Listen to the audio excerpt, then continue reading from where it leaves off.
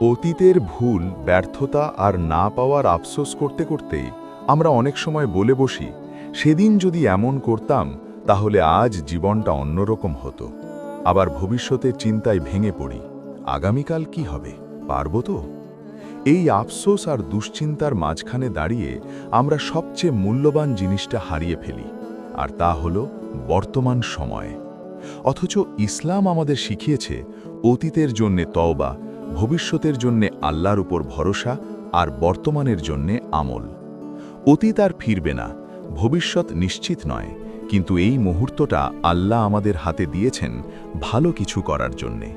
আমরা যদি আজকের সময়টা নষ্ট করি তাহলে কাল আফসোস ছাড়া কিছুই থাকবে না। রাসূলুল্লাহ সাল্লাল্লাহু আলাইহি ওয়াসাল্লাম বলেছেন, মুমিনের জন্যে শক্তিশালী হওয়া দুর্বল হওয়ার চেয়ে উত্তম ও আল্লাহর কাছে বেশি প্রিয়। তবে উভয়ের মধ্যেই কল্যাণ রয়েছে। যা তোমার উপকারে আসে তার প্রতি আগ্রহী হও, আল্লাহর সাহায্য চাও এবং অক্ষম হয়ে যেও না। সহিহ মুসলিম, হাদিস নম্বর 2664, অধ্যায় তকদীর বা কাদার। তাই আজই সিদ্ধান্ত নিন, অতীতের বোঝা নামিয়ে রাখুন, ভবিষ্যতের ভয় আল্লাহর উপর ছেড়ে দিন, আর বর্তমানটা কাজে লাগান।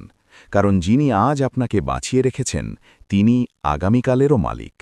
আল্লাহ আমাদের সবাইকে বর্তমানকে বুঝে নেওয়ার তৌফিক দান করুন।